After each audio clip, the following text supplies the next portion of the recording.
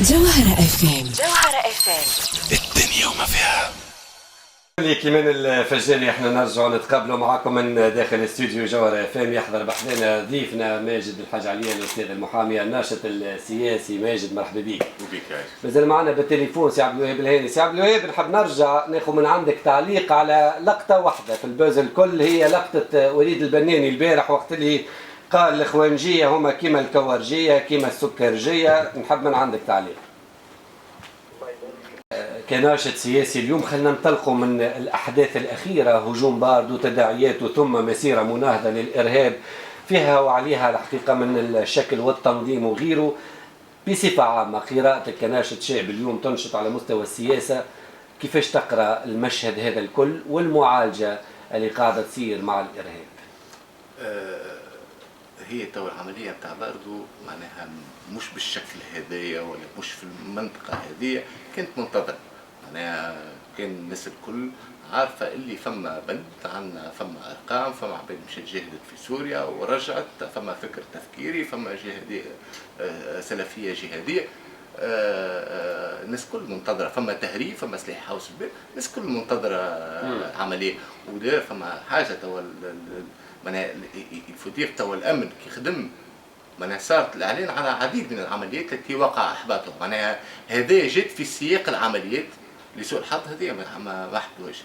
المعالجة اليوم اللي عندنا راهو معالجة ماهيش باش تكون ظرفية، رغم العمليات اللي قاعدين نشوفوا فيها كل يوم راهي معالجة على 5 سنين. راهو كي اليوم كي ظاهرة كيما هكا تجي في بلادنا تجي في عام أما تنحاش في عام.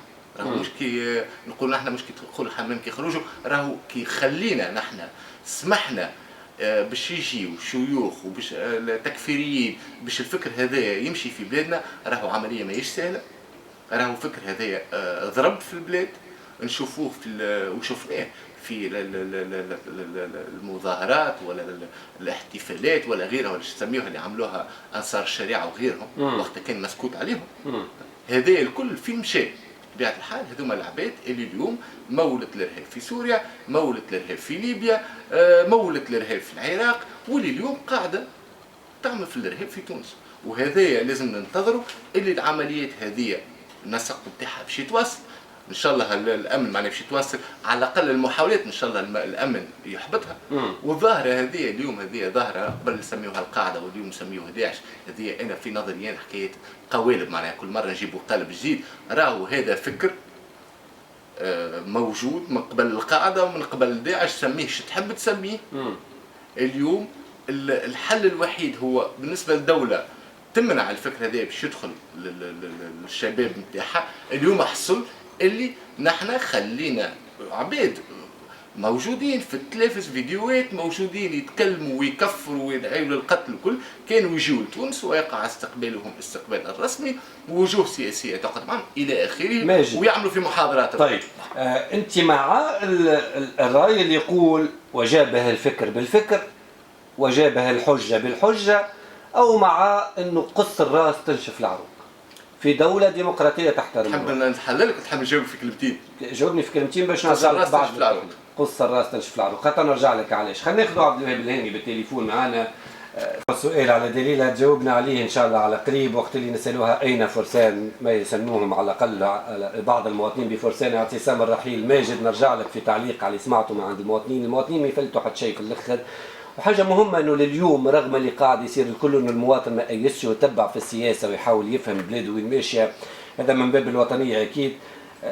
خلينا نمشيو في نفس الاتجاه نتاع المعالجة اللي قاعدة تصير على مستوى الارهاب. قلنا انت من انصار نظرية قص الراس تنشف العروق، ولكن من منطلق معالجة امنية فقط ولا كيفاش؟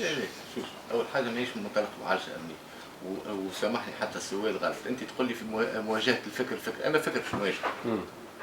انا فكر باش نواجه الفكر اللي تحكي عليه، اللي انتو جيمي فكر الا فكر اللي تحكي عليه. شو يقول؟ يقول لك انا يكفرني، يشرع قتل. شو باش شوف هذه حكايه الديمقراطيه ومواجهه الفكر. انا نواجه الفكر اللي يحترم بالقانون واحد. انا تقول لي انا في فكر وقتها يضربوا القانون، يقول لك القانون وكي يضرب وكي يولي يساعده يولي ما عادش فما قانون وفما شريعه وفما كذا. لا عايش انا ما ندخلش في الاطراح هذه. انا بالنسبه لي انا العباد هذه شرعت قتل المواطن التونسي، شرعت استهداف المؤسسات التونسيه، شرعت استهداف الدوله التونسيه، وتقول لي من فضلك قانون ومن فضلك نجابه الفكر. انا فكر تقول لي هذيك من بعد الفكر بعد 5 سنين. تو اليوم في عوض نشوفوا نقابات التعليم والوزاره، سامحني عليه والسؤال الشرعي واسمح لي في هذا الماجد، هو هل نحن على حق ام هم على حق؟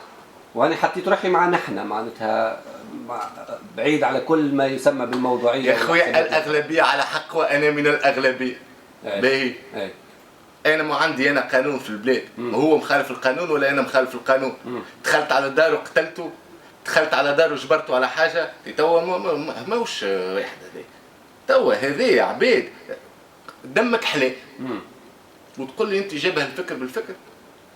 تقول لي انا في التربيه وفي التعليم تاع صغاري غدوه باش يمشيوش لواحد، هذاك نفهمك، هذاك حكايه على 5 سنين و10 سنين تخدمها وزاره التربيه. في عوض اليوم النقاشات مع النقابه على 100 ولا 90 ولا واحد، كيفاش نعملوا اليوم الريفورم نتاع التعليم باش اليوم نخرج اولاد ما يمسهمش الفكره هذه، باش نخرج اولاد ما يبداوش بطاله، باش نخرج اولاد ما يدخلوش في التهريب. هذا اللي لازم العباد تخدم عليه، مش نخدموا توا على زياده 100 و120، رغم اللي هذيك تناقشوا فيها ساحه ومساحه، ما كرهش اليوم هذاك هو جوهر الحديث. خاطر اليوم التعليم اليوم من الحوايج اللي تعالج وصول الفكر هذايا لصغارنا. اليوم ماناش نحكيو على هذايا، قاعدين نحكيو في زياده ولا مش زياده. ما نحبش ندخل حتى في هي مع خطر المعالجه اللي قاعده تصير ماجد، وما نعرفش كان تمشي معايا في الثنيه هذه. معالجه صحيح لازم تكون موجوده المعالجه الامنيه، ولكن المعالجه منقوصه، بمعنى انه فما ناس اليوم ولا تتخاف على صغارها. فما ناس اليوم انت شفت اللي نفذوا الهجوم، وواحد منهم خاصه نتاع باردو ما عليه حتى علامه معناتها، واهله لاخر لحظه ما كانوش يتوقعوا ان ولدهم ينجم يصبح ارهابي. معناتها انت بيدك ولا انا غدوه نجم نتوقع ان ولدي يولي لي ارهابي. المعالجه غالطه، معناتها معالجه انه مادام فما استقطاب في شبابنا في اطفالنا ويجيبوهم للفكر نتاعهم بالشكل السريع هذا بتاع 2 4 أشهر عام على اقصى تقدير تصير الدمغه. وصلوا يدمغوا معناتها مغنيين مثقفين اطباء، ما عادش المساله مقتصره على ناس تحب تنتحر هكا ولا هكا، على ناس ايست من الحياه تحب تمشي دنيا اخرى. لا المساله تعديت هذا. فالمعالجه يظهر لي منقوصه اليوم. شوف المعالجه اليوم المطروح علينا، تو المعالجه تقول لي المعالجه امنيه بركه تبدا معالجه منقوصه، نقول لك صحيح، انا ما قلت لكش انا معالجه امنيه بركه. اليوم المعالجه كما قلت لك على مستوى التربيه، على مستوى العباد، مثلا على مستوى الاستعلامات. انا ما قلتلكش اجا ضبع، انا نقول قص الراس. الراس العباد اللي قاعدين تجدوا، العباد اللي قاعده تخدم بالفلوس باش تجيبهم، العباد اللي قاعده تستغل في الجوامع ولا تستغل في المدارس ولا غيرها ولا غيرها باش تستقطبوا. ما قلتلكش انا اضرب الصغار. احنا كي قلنا قص الراس مش في العروق. انا نحكي لك على الراس. اليوم تقول لي مغنيين، هاو عندنا هذايا كام ما نعرفش سمعت بيه هذايا مغني راب، راهو امشي شوف العباد اللي طلعت سوريا، راهي عباد قارئ، عباد من مستوى مهندسين علميين طلعت سوريا. راهو ما تنساش اللي راهو فما منظومه، راهم العباد هذه عندها منظومه كامله في الاقناع وباش يجيبوا العباد. معناها سي ليميت دو لا بسيكولوجي دو لا بسيكياتري. يعرفوا العبد اللي هو في ازمه نفسيه في غيرها ويستغلوا الظرف هذاك. اليوم شنو مطروح علينا اول حاجه لحمايه المواطن التونسي هي المعالجه الامنيه، المعالجه الاستعلاماتيه. معناها يعطيني جدوى ديتنيغ لنفوق، بخلاف تقول لي انت الفكر الزيتوني، اصلاح التعليم الى اخره، لا كروسونس، مجابهه البطاله. هذا في عام مش في عام، هذا نبداوه تو مش في عام، هذا 5 سنين و10 سنين. خاطر الشيء اللي تحط فينا فما آلاف تاثرت بالفكره هذه. بعد شويه زاد نشوفوا المساله المنقوصه على مستوى تحميل المسؤوليات اللي لليوم ما صارش على اساس انه المصدر نتاع الارهاب والتمويل وغيره. علاش ما صارش؟ خلينا نكمل مع سي عبد الوهاب الهاني بالتليفون. سي عبد الوهاب، الاستاذ المحامي ماجد الحاج علي. ماجد، السؤال اللي يطرح روحه الحقيقه هو شكون يحكم في تونس اليوم؟ خليك تخمم وخلينا ناخذ شويه تليفونات. ناس كلمونا على 3 نعرفوا سؤال يوجع الحقيقه في الوقت الحالي. ورطه قال حسن بن عثمان، ورطني. السؤال الورطه، من يحكم في البلاد؟ خلينا ناخذ تليفونات الناس على 73 275 800 والا على 36 300 ألف. ومعنا ماهر بالتليفون. احساس على شخص توفى غادرنا اللي هو عز الدين قنون الله يرحمه، اللي هو في الاطار هذا كان ينجم يكون هو ضيف غدوه. عز الدين كان من العباد اللي ما كانش انسان مثقف، كان يعتبر الثقافه سلاح، وكان من العباد اللي مناضلين ضد العنف، ويعتبر اللي هو من الصف الامامي، وشارك في المؤتمر ضد العنف، وكان عنده بوكو داكتيفيتي. صديق تونس تفتخر به وخساره كبيره. ذكرت بلاتو تاع غدوه، ذكرت عز الدين. الله يرحم عز الدين. تحيه لروحه والنضالات اللي عملها في الاطار هذا، النضالات، وان شاء الله غيره ياخذ المشهد ان شاء الله يا ربي. دونك استناونا غدوه، خلينا نسكروا الملف هذا من باب احترام حقوق الانسان والمعادله الصعيبه الارهاب وحقوق الانسان. ماجد، شوف انا ما نجيش نقول لك نحي لي حقوق الانسان، هذا باعتباري انا محامي مش ممكن، حتى راجل قانون مش ممكن نقول، اما راهو نشوفوا نحن في التجارب المقارنه. مثلا في الولايات المتحده ولا غيرها خرجوا فما حدود مثلا في ماده الايقاف في غيرها اللي حقوق الانسان توقف عندها، باعتبار اللي يعتبروا الارهاب ليس جريمه عاديه. دونك المعالجه نتاعو مش انا تجيني توا مثلا في القانون الارهاب هذا هاو باش يهبط للنقاش، ولكن الحق لو دوغا دانفيلتراسيون لا يتجاوز 4 اشهر، وباذن من وكاله الجمهوريه. باش خليت له انت الحاكم باش يحارب وتمدوا مره بركه. معناها انا كي عندي انا ريزولتا بروبون نوقف في 8 اشهر خاطر القانون يحدد لي. لازم نعرفوا اللي الارهاب اليوم كظاهره كجريمه منظمه كلا فكر، عمري ما نقول فكر، راهو باش تجي تعمل له انت ضوابط هكايا راهو سيصعب مقاومته. راهو لازم هذه طول عمرها كان سؤال طرح على اجيال واجيال لقاومه الارهاب في اليساري والاسلامي وغيرها. انا قدامي واحد نعرف اللي هو عنده معلومه على تفجير باش يوقعوا فيه ضحايا، سامحني في الكلمه، نضربه ولا ما نضربوش. هذا طرحت الموضوع هذا طرح حتى فلسفيا في فرنسا. لا توا فما موضوع اكثر اثاره للجدل، انه هل يجوز، وانت محامي داير، انه نقولوا على الارهابي او اللي ينفذ عمليه كما عمليه هجوم باردو او ذبح الجنود وغيره ارهابي، ولا نستناو حتى القاضي يحكم عليه ويدخلوا الحبس ولا يحكم عليه بالاعدام ولا شنو نجم يكون الحكم نتاعو تثبت عليه توما وقتها نقولوا ارهابي؟ ولينا هنا الجدل معناتها. بالنسبه لنا ما هو جدل، لو نحكيو على عبد عمل انا طنطا معناها هز سلاح وضرب، باش نقول له المتهم بريء حتى انت ارهابي، وكان اللي عنده مشكله يمشي يشكي، فهمتني، يقول كيفاش ثلب ولا غيرها. زاد مش كل شيء نربطوه بالقانون، مش كل شيء لا واحد خذا سلاح وضرب توا نتاع هو باش يتعدى قدام المحكمه اللي مات في باردو. اخي باش يتعدى قدام المحكمه هو زي قتل وتقتل. شو باش نقول له نستنى حتى لينا فتوى باش يقولوا لي هذا ارهابي ولا مش ارهابي؟ واضح. شكرا لك ماجد. خلينا نسكروا الموضوع هذا، نمشيو نحكيو شويه سياسه واقتصاد الحقيقه. والسؤال اللي طرحته قبيله اللي اعتبروه برشا من ضيوفي، ورثه شكون يحكم في تونس اليوم؟ هو مش ورثه اللي سالته له، ورثه للسلطه الحاكمه يظهر لي شكون يحكم، خاطر كان وصلنا عباد تطرح السؤال هذا وعباد اخرين تعتبره ورثه. راهو الورثه ماهيش عندي انا، ورثه عند اللي يحكموا، خاطر اليوم ما ليناش اليوم الى تاريخ الساعه. قلتها عندك انت في بلاتو يمكن عندها شهر دعوه رئيس الحكومه، راهو مش وقت باش مازالوا كيشدوا المهام، هذا كله مش وقت اليوم باش نقوموا نضربوا واحد.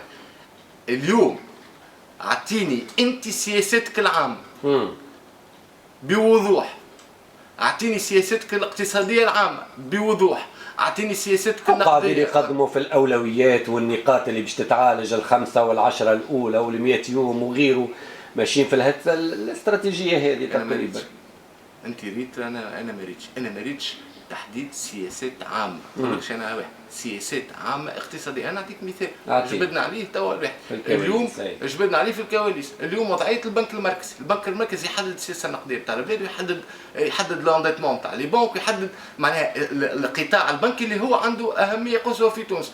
اليوم انت كدوله كحكومه والا كرئاسه الجمهوريه اللي انتم خارجين على الاقل من فرض تحالف ولا من فرض ماجوريتي، اليوم محافظ البنك المركزي عنده سياسه اخرى، اليوم محافظ المركزي يقول لك انا ما لازمنيش ميزانيه تكميليه. شنو من ميزانيه معناها اليوم اسكو انت باش تبدل محافظ البنك المركزي ولا سؤال جوهري؟ سؤال جوهري خاطر يحدد برشا سياسات. اليوم شنو موقف البنك المركزي؟ شنو هي اهميه تغيير محافظ البنك المركزي الشادلي العياري اذا كان هو يقوم بخدمته على اكمل وجه؟ هو مش بنكيجي مش كونتابلي، هو يحدد سياسه نقديه نتاع البلاد. انت كحكومه ما قلناش نحن الشادلي العياري باهي ولا خايب، انت عندك حكومه وعندك سياساتك الخاصه اللي ماهيش سياسات مهدي جمعه ولا ماهيش سياسات علي العرايض. اليوم في السياسه هذه فما سياسه نقديه، شكون باش ينفذها؟ كان انت تقول اللي الشادلي العياري توا في اول موقف انت تقول لازمنا ميزانيه تكميله، وسي الشادلي قال ما لازمناش ميزانيه تكميل. فما تعارض. سامحني ماهوش تعارض الجوهري هذا. كان ينفذ في السياسه نتاعك يا خويا يقول هنا خلينا نعرف، وكان مش ينفذ لازم تبدله. هو داير فما اختلاف اكثر ايضا على مستوى انه كل مره يخرج لنا محافظ البنك المركزي الشادلي العياري بالذات يقول قريبا ندخل في ازمه الاجور، ويخرج وزير الماليه في تصريح مضاد يقول لا ما فماش منه المساله هذه، وكانه فما تعارض بين حكومه وبين سياسه نقديه. راهو الاستقلاليه اللي حكيوا عليها استقلاليه هيكليه، معناها ماهيش استقلاليه، مش محافظ البنك المركزي مش كل واحد عنده دوله، محافظ البنك المركزي نتاع البيرو او نتاع تونس، وهذه الحكومه نتاع تونس. معناها لازم فما مينيموم نتاع تناسق في المواقف، على الاقل على المستوى في المستوى الاقتصادي. امور السياسه ما يمناش فيها، على المستوى الاقتصادي تقول لي انت كان سياسه نقديه جيري على بنك سنترال، فهمتني، مختلفه على السياسه نتاع الحكومه على مستوى الانديتمون. اليوم باش نعملوا في الريستركتوراسيون نتاع السيكتور البنكي. اليوم السياحه ضربت في تونس، على عكس ما تقوله السيده سلمى اللومي، تقول فما 3000 انولاسيون. السيده سلمى اللومي ثبت ارقامها ما فماش 3000 انولاسيون. وزيدك حاجه، راهو الازمه السياحيه ما تتحددش بالانولاسيون، بالديفو دو ريزيرفاسيون، على خاطر عندك لانولاسيون وعندك الديفو دو ريزيرفاسيون. عندك ان سيكتور دو سيكتور، هي لا بارتي اجونس دو فواياج اون ديريكت ولا بارتي اوتيلري باش يدخلوا اون كريز. اليوم كي تجيني انت تقول لي لا ما فما حتى انسيدونس، لا استنى مازلنا اليوم كان تقول لي انت يا با دانسيدونس، كان ما فماش انسيدونس دونك هذوما امورهم باهي، والا من توا هات نعملوا ان بلان مارشال بور لي سوفي. معناها ديريكتومون ولا انديريكتومون يمثلوا من 20 ل 25% من مواطن شغل مباشر وغير مباشر. راهو باش تبدا حاجه، الكروازيريست يخدم لك في اسطول نتاع تاكسيات، يخدم لك في الريستورانات، يخدم لك في الارتيزانا، الوتله اللي باش تدخل اون كريس. اليوم تقول لي انا 3000 من الاول يا با دو ريزيرفاسيون بعد 3000، من فضلك اليوم مطلوب منك انت كوزير السياحه بالتنسيق مع وزير الولاء تعمل لي موراتوار، توقف لي الساعه هاللونديتمون اللي خانق الوتله. زاد لوتيل، زاد اليوم كان ضرب الارهاب ولوتيل مع فرغ، زاد ماهوش غلطه هو، سي با اون فوت دو جيستيون، ماهيش سوء تصرف منه هو. هذه بلاد تمر بازمه، اون وين تصير ازمه الدوله توقف، ضخت البنوك، ضخت المطاعم، ضخت السيكتور الكل. اليوم يبش نخليوها هكاك ونقولوا انا يو 3000 ريزيرفاسيون. اليوم نعطيك انا معلومه، لي تيو وكالات الاسفار الاجنبيه تجي كسوا الوكالات الاسفار ولا تجي للنزول في تونس وقاعده تفاوض معاهم على الاسعار ب 40 و 50% اقل من بعد الازمه. معناتها تخفيضات ب 50% و 40%. طالبين خلطوا طالبين حتى معناتها هما ولاو يشرطوا على البلاد، ما عادش احنا نشرطوا عليهم. هو نحن قبل ما كناش صحرتنا وهوانا، هو نحن قبل ما كناش نشرط. اليوم حتى التوريست اللي عندنا اللي موجود اللي باش يجينا دون دي كونديسيون بو رونتابل. اليوم كان ما تصيرش موراتوار للسياحه في تونس ايميديا، راهو باش ندخلوا في بطاله انديميك. راهو معناها فين وزاره السياحه من هذا؟ ما هي الجير لو سيكتور. اليوم تعيط لوزير الماليه، تعيط للاستثمار، خلينا نشوفوا نوقفوا على الاقل نوقفوا النزيف نتاع السياحه. نجيو نقولوا نحن او نيفو دي بانك باش نعملوا اموراتوار، نوقفوا على الاقل لانتيغي دو لا ديت على الاقل. واضح. بعد شوي نمشيو نحكيو ايضا سياسه من زاويه اخرى، نحكيو زاد على التشريع ونواب البرلمان، وكذلك نحكيو على القمه العربيه اللي علقوا عليها مليح البارح المواطنين والقرارات اللي خرجت بها، وبما ابرز قرار هو قرار السيسي القوه العربيه المشتركه لمواجهه ومجابهه الكوارث والأزمات. وأيضا مش نحكيه من منطلق اليوم كذلك فما مشاكل أخرى على مستوى التعليم، على مستوى الصحة، اضراب المعلمين اللي علقت عليه مواطنه وقالت لو كان زادوا الشهريه هذه للامنيين خير وغيره، نقاط ونرجع نحكي فيها. وضعيه الامنيين وضعيه الامنيين خاطر اليوم انا نسمع في راديو يقول لك الامني كي يموت ياخذ 40 مليون. سامحني مش صحيح، ما ياخذش 40 مليون، ما ياخذش، ما عندوش تغطيه، ما فماش تأمين، ما فماش تأمين على حوادث الشغل، ما فماش تأمين على الموت نتاعو، اتسيتيرا اتسيتيرا اتسيتيرا. اليوم شنو اليوم في وضع اليوم اللي نحن عندنا صندوق يعطي الصحة تو سي محمد الناصر جبد عليه، أنا في نظري أنا جبد عليه بطريقة الغلط. عندنا صندوق مقاومة الإرهاب، وقد سنبعث بصندوق، لا موجود صندوق وقت اللي هو الميزانية التكميلية 2014 وقع احداث الصندوق. قد التمويل نتاعو، تقول لي انا التمويل نتاعو باعانات المواطنين تو كلام هذا.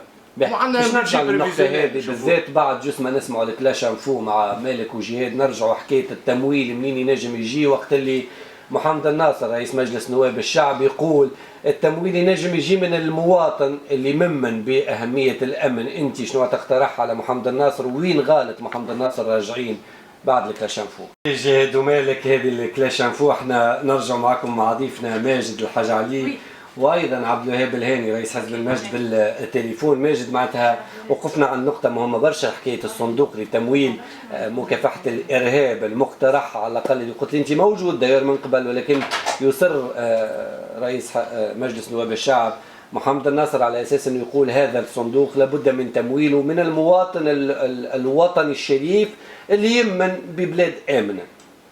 شوف ما فما حد شيء يمنع المواطن باش يجي يقول انا باش نحب نحط فلوس في الصندوق هذا.